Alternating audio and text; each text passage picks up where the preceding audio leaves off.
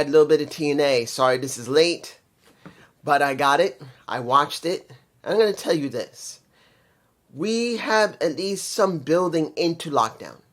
We are still about a month or so away, so it is easily good to see that they are building into lockdown, that we are getting things. But the big question is going to be, is it going to be substantial going to lockdown?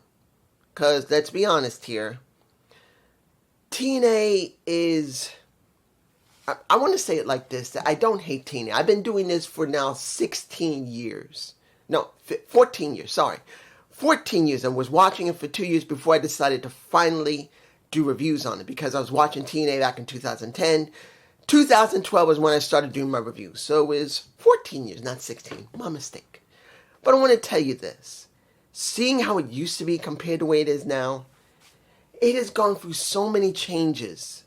And now you've seen my Gump Goodness video talking about how executives from AMC are making it very clear that everything has to be condensed, short, and cannot be edited, particularly their matches. It feels like the creative aspect is going to be stunted a bit, but we still don't know what the creative aspect is going to be, because Delirious is supposedly maybe the head of creative, and if it's not Road Dogg, we still don't know yet. But we do know that Road Dogg probably has already started working with creative. The question is going to be, how much of a change are we going to see to the product in the next year? You can't say, well, in the next couple of months. No, we need to know within one whole year, does Road Dogg's influence makes the product better? Because he could help to make it really great on one day, then it could be crap another one. Week to week is always going to be varied. There's just no way around that. But we just don't know.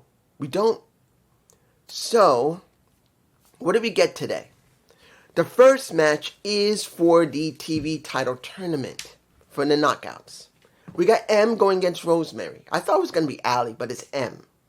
And it was Rosemary.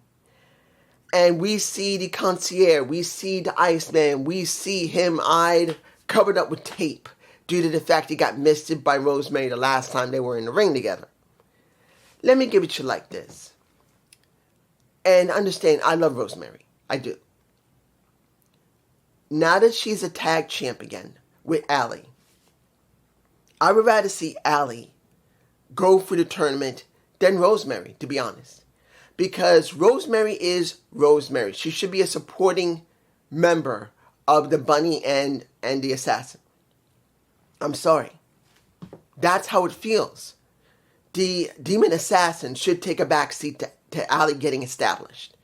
Because since she just came back, she's now considered alive. She should be the one that's focused on more than Rosemary. And yes, M did win this by spitting in Rosemary's face with champagne. But I don't want to see this too much where Rosemary is more emphasized than Allie is. That's just the deal. If we got Allie back, we need to focus on Allie, make her established as not just a tag wrestler, but a singles wrestler. And right now they have not done that yet. So that's going to be a big question. Now, I want to talk about, what can I say here? When it came to Elena Black talking with look, they're both heels right now. Elena and Zaya, they're both heels. Let's make it very clear. And I don't expect Elena to go up against Zaya right now. She's just not going to. She's just not. Because she's trying to get her first win in the the TV tournament. So them interacting with each other and her saying that you say that you're the best, you say that you are better than anyone, why don't you shut your mouth and look at my damn title? That is the way Zaya was trying to put it. And the question's going to be not about Zaya dealing with Elena, but if Elena is going to be allowed to get somewhere inside of that tournament, or is she going to be done in her first match? I don't know. I don't. I'm hoping that she doesn't end quickly, because let's make this very clear. When you look at the next match, which was, look, I love Harley. I do. Harley Hudson, and I love Thea Hale. But right now, we need to have more people who's on the TNA roster on TV than an NXT wrestler. Now, let's get into this match. Harley Hudson versus a Thea Hale. Now, I love Thea. I really do still love Thea. Honestly, I do. She did well when she was in Chase U. She did well when she was with Fatal Influence. She done okayish when she was on her own. And yes, the botch that happened with her with a Miss Moore, no one was too happy about it on the NXT creative team when she beat the North American champion. No one was happy about it. No one. But they had the chance to make her into something, but they didn't want to do it. Thea was just, well, she won the match. They let her have it for about a week or two, and then she had to drop the damn title. So that was it. So being here in the Knockouts TV title, that's understandable. She has been loyal. She has been doing good work. But I'm going to be honest here. When you look at Harley Hudson, and I'm not going to lie about it, I like Harley. She talks pretty well, taken away from the accent. She got a nice looking body. Admittedly, I don't think she needs the pink hair. I don't care if she's gay. I don't care if she's bi. I don't really care. I don't know if she is. If she just loves pink, I don't think she's good with it. Not because I don't think she's beautiful, because she is. She is. But as it stands for her look, her distinct look should not be total pink because it looks like it clashes with what she looks like. Yeah, she's a gorgeous woman, a lot of muscle, can wrestle, but it takes more than just having flashy hair to make you more desirable in the eyes of creative, in the eyes of the fans. And yes, the fans loved her. Look, when the match started, Harley and Thea, they split the people down the middle because they loved Harley and they loved Thea. It was just even 50-50 split. And in the end, Thea Hale won. But we rarely see much of Harley. Look, we see Thea Hale on NXT. We do. And I am glad to see that Thea had this chance to go to TNA. Yes. But did it have to be against someone who's relatively new onto the roster, who's barely had any TV time and no story whatsoever? And we need story for most of these people, and we didn't get it when it comes to Harley. And for me personally, who cares about not just your ring work, but if you can hold a conversation in a segment, if you can talk well. Yeah, they gave her a video pack, and she was able to talk, and she doesn't talk badly. She's damn good looking. She has a nice ass. She's wearing shorts that shows her butt cheeks. They just hanging out. And she rivals the one who goes and grabs this rope, and that's Thea Hale, who goes, and her butt cheeks bounce up and down like the Jello, where you just want to grab it and just go, But we don't see enough of Harley. And you just sacrificed it to Thea Hale. Now, mind you, as I've stated for more than a year, almost 2 years now, when it comes to TNA dealing with NXT, TNA will send their best. And NXT will send the most lowest hanging fruit. And that's not meant to be an insult to Thea or anyone else. It's just they will not send anyone with priority who is in a prominent storyline that's on NXT. They just won't do it. If they did, we would have seen, guess who? Natalya, quite a long time ago, going on NXT TV, being there, and then going to TNA, and would be dealing that. Look, she went to NWA. Natalya went to NWA. Why didn't she ever appear in TNA? Why? You're literally sending someone to a competitor that originally had a territory across the entire country. Affiliation territories across the entire country. And you sent Natalya there. But you wouldn't send her to TNA. Because she's so prominent, they don't want to send her even though she's not doing anything on TV. Or pay-per-view. Or barely even being seen on NXT. Now she is because she's working with Jada Parker. But you could have sent her to TNA, which could have been helpful to TNA to at least a little bit. To see one of the most recognized women in wrestling Natalya Neidhart. You can say a lot about Natalya, but she does have namestay. She does have credibility. And to me, I just think it is a missed opportunity for TNA, and it just shows how much WWE does not appreciate them. Because they could have at least sent Natalya, who's not doing anything. Moving on. You see that Harley won. No, sorry. See that Thea won. And now she's moving forward. I just don't agree with it. Even though if you had her jobbing to Alicia Edwards, I would have been fine with that. Because Alicia is in a tournament. You could have had her job to Alicia. I wouldn't have had no problem with it. At all. But we didn't get that. Moving on. Sammy Sosa versus... Oh, this one's a hard one. Bear Bronson. Dealing with him. And I'm not saying that Bear shouldn't have won, because he should have, because he's in a prominent position with the system. Seeing that Brian Myers had to help him. And he was on commentary, which wasn't bad. It actually added a little bit to the commentary. But I'm going to be honest here. Everyone loves Ricky Sosa. But I don't see why. I don't. No.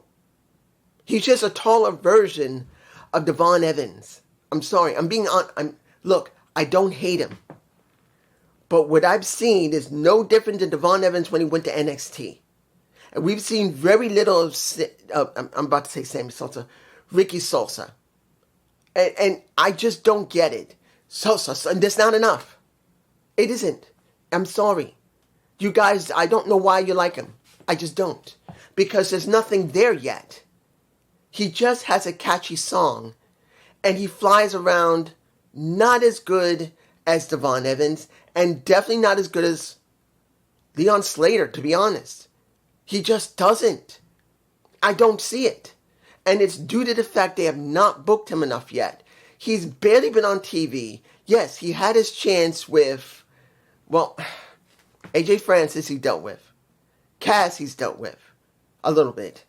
And pretty much when it comes to, was it really good when it came to Eric Young? Not really, because he just wasn't there enough to do anything. He needed to be on the roster for more than a few months before going against a mainstay of TNA. He barely was there. He was gone for several weeks, several shows. Finally came back. They did the feud. They blew it off, and it didn't feel like it was important. So when it comes to Ricky Sosa, I don't see it. They're allowing him to have a lot of prominent time. I'd rather see Fabian Aichner having his spot than a Ricky Sosa. He should be in the position of BDE. And I know we haven't seen BDE for a little bit, but I'd rather see him in the position of BDE than I would rather see him in the prominent position he's been put into. I'm just being honest here. Now, I'm not even being mean to BDE. He's only had maybe about 50 matches or about 75 matches so far. Wait, how many matches did he have? In pro wrestling at the time, he had about 30 matches. And I know Ricky Sosa's been working in the European circuit, so he's probably had way more matches, but he doesn't have any character. He has only his music, and the only thing he has is what reputation that he's brought with him to TNA, which is not enough, as I told you guys, ad nauseum. Whatever you did before you came into promotion is jack shit. It is how the promotion books you that's supposed to add on top of whatever you had and make you better. If they only use your reputation and they build you like that, you're done.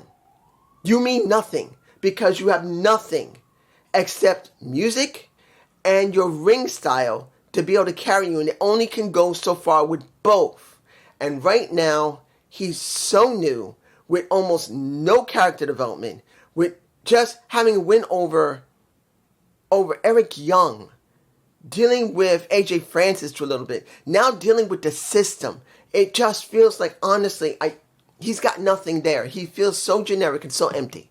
And that hurts me because I'm hoping I am hoping the next couple of months, as he keeps coming back to TNA and do the recordings, that they will give him more, because he's got nothing. Moving on.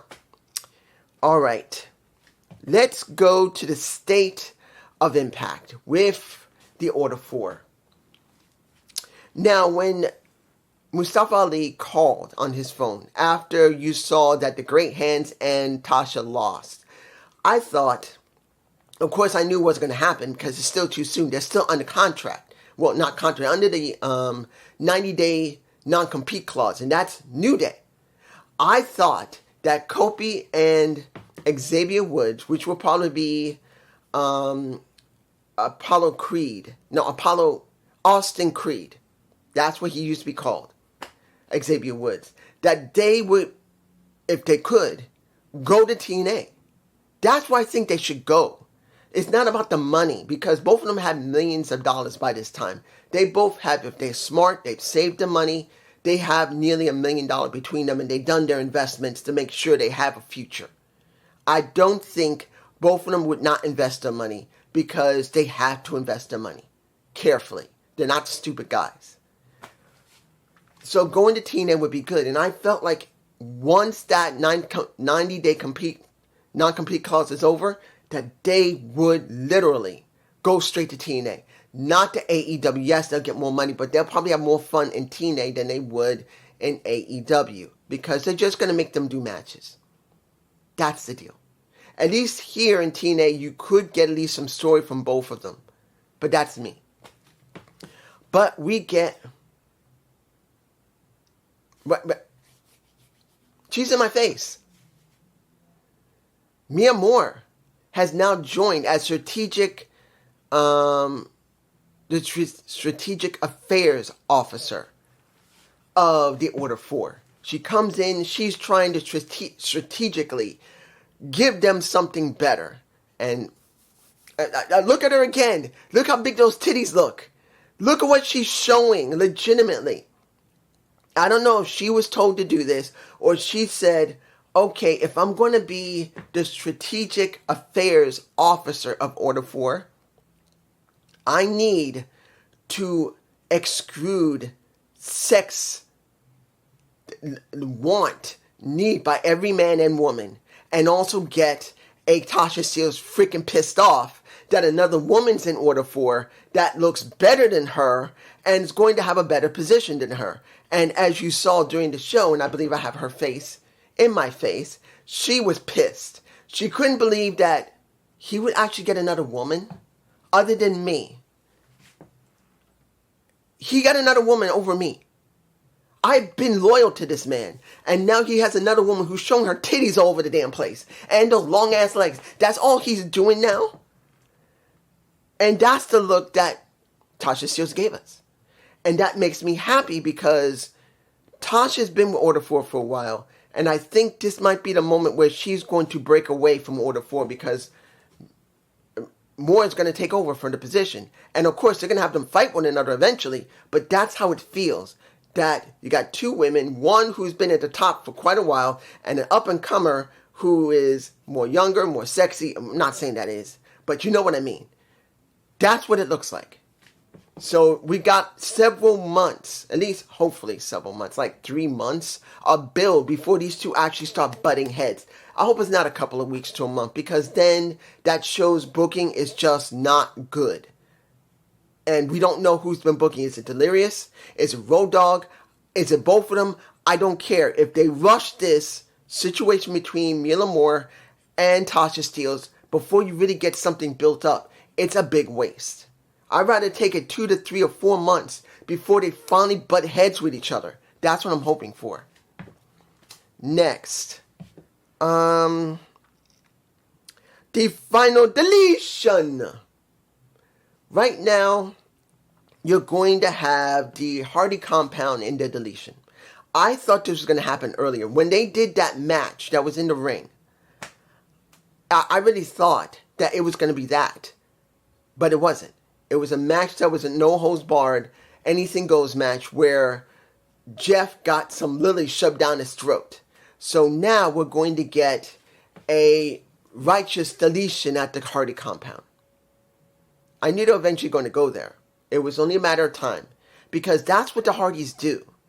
They always do something like this. Since the first time where everyone thought this was really weird, what Matt Hardy was doing with this broken mat thing. And I said, as one of the few said, this is something different. Let's go with it. And now it's been around for so long, it is a staple no matter where they go. No matter if they go to TNA, no matter if they go to WWE or AEW, you're going to get eventually the Hardy compound blow-offs. Or at least well, I can't say it's an escalation, but you never know. Next. Let's put it like this. Did I talk about... I'm going to make sure I'm not trying to forget anything. Yeah. Let's go to the final match. And that will be the X Division Championship between a little Cedric Alexander and Fabian Aichner. Now, let me give you like this. Did I believe Fabian was going to win? Fabian? No. I didn't think so. But it was going to be a good showing of what he can do. We know he can talk. When he was with Imperium, we know the man can talk. He is good at talking. It was about could he keep up with Cedric, which he did. But I didn't expect him to win. And guess who ended that match for him? That was the Boston Knee Party to the face by an Eddie Edwards, because Eddie knew that Prime. They call me Prime. Cedric Alexander couldn't get the job done without help, so he got his ass cleaned by a Boston Knee Party to the face on the outside of the ring. And he won his match. And you see a little bit of Cedric going, I should get myself a title. I think if I could ever afford it, I'm going to get myself a nice title. But let me give it to you like this. Is it good to see Aichner still being used in this position? Yes. Now, of course, you did get Leon Slater and a Ricky Sosa coming out to help him because he was getting his ass handed to him after the match. But it's okay. It's not a bad thing because you got to do something with both of them. But the question is, when will we really get a better match between Fabian Aichner and Cedric? Because Leon's not going for that title. Ricky's not ready. If they do give Ricky that title, it's stupid. Aichner's the only one that looks like would be the best person to try and get that title back. Not get the title back, but get the title. Finally, the segment that I felt was the best segment of the night, and that was Nick Nimitz and Casey Navarro. You see Nick talking about his time, saying that you need to acknowledge him because pretty much he's the best damn wrestler. And anyone who tries to come out, you better get ready because I'm going to whoop your ass. Casey comes out and wants to talk to him. He's still trying to be friendly to him. And pretty much Nick has already made it clear after he beat his ass last night. Well, not last night, last week. Do not bother me. You are not a full-grown man. You're a little kid who got no hair between his legs. Get the hell out of my ring. And Casey, after being yelled at multiple times when he went outside the ring, he turned around as he was up the ramp and made it very clear that I have sacrificed everything, every family member, every type of opportunity to do something else. I sacrificed it for this. And everyone said, why are you still doing this? You're not getting anywhere. And he said, I will refuse to quit. And he says simply, to justify, to exemplify, well, not exactly words, but this is just me. To justify, to exemplify, to show that I made the right choice in my life, I need your damn title. I need what you got. So give me a title shot next week. This was the only part I didn't like. You got Lockdown. I would have liked this. Now, well, let me finish first. Nick said, you want a shot, generally speaking. You want a shot. Okay. But when it is done, I want something. I want you to never bother me again. I don't want to hear no text. I don't want to hear no call. I don't want to see you come near me. I don't want none of it. None of it. Leave me alone. Oh, almost forgot. I haven't forgot about Moose and AJ Francis. I'll get to that too. Almost forgot. But that's what I want. I will go to Daria and I'll make the match. But that is what I want. You never bother me again. You leave me the hell alone. Permanently. Not to say to get rid of you in TNA. Not to say you get fired. No, just go away and stay away. This was the best segment I've seen from Casey. Now, Casey has some good passion, but I felt this was more focused for him. And now he gets a shot at the title. But I'm not going to be a lie here. I wish they would not rush this. I would rather see Nick say, you want your freaking shot at my title? Earn it! Like I always did. Go through the damn roster. I will set up people for you to go through. You go through it. If you win, I'll give you a lockdown match. That is what I really wanted. That is what I wanted. That's what I want. They got a women's tournament right now going on for the TV title, for the knockouts. And I want to see Casey. It doesn't have to be official. Just that he has to go through people on the roster to get to the spot which could lead up to lockdown where he has that match against Casey. I wanted it like that. And each time Casey goes through an opponent, he has to struggle, yeah. But in the end, it would look good for Casey because it'll show that not only he's willing to put in the work, but it also means that the fans would get behind him more and more. Because in this situation, you don't have to worry about a Kaz cheating or anything. You don't. Because when it comes to Nick, he don't need to cheat. He's that damn good. And that is what could have been the premise of it. But taking away from that, the segment with Casey and Nick was good. I just wish they didn't do the match next week. I wish that Nick ordered that you want this. The two things can still go on. That when it's over, you leave me alone forever. But you got to prove you can do it. Go through the damn roster. The ones that I pick. Once a week. Once a show. He goes through those people. It's not that hard. Last thing, Moose and AJ Francis with expressions. I don't like expressions. AJ Francis doesn't need expressions. I don't like expressions. I don't hate the guy. I just don't like him as a manager. He doesn't need it. Now we had the match, which was not bad. But in the end, you know what happened. There was a cheat. There was cheating. And in the end, well, not cheating. Let me give it to you like this. Kaz was on commentary. Kaz was stuffing his face with some popcorn, and Moose got mad, knocked the popcorn out of his mouth, and going, "Where's my food?" And then he attacks them, and then it DQs, and now, what do we get? We get the beatdown, then we get the choke slam, and there you go. And now, Moose is going to act Elias to help him when it comes to Casey and Kaz. That's what it's going to come down to. Nothing substantial. I'm going to say this. Was the show okay? It was fine. We got Mia Moore joining Order 4 is fine. I'm alright with that. Casey Navarro getting attacked. You see that I'm frustrated when it comes to Casey. He should not be doing this now. He should be building it for lockdown, but they're not going to go there. They're not going there. And I wish they would. Because if Casey and Nick are going to have this feud, this story, it should be built up into lockdown. Why are they trying to rush it? Unless there's going to be a DQ, and then they're going to have to stretch this out to lockdown, which will be fine. I wouldn't mind that. But as long as it leads to lockdown where Casey does get a shot. But this is just me, and I hope you enjoyed it. Sorry this is late. And you guys know what situation I'm in. My ankle is screwed up right now.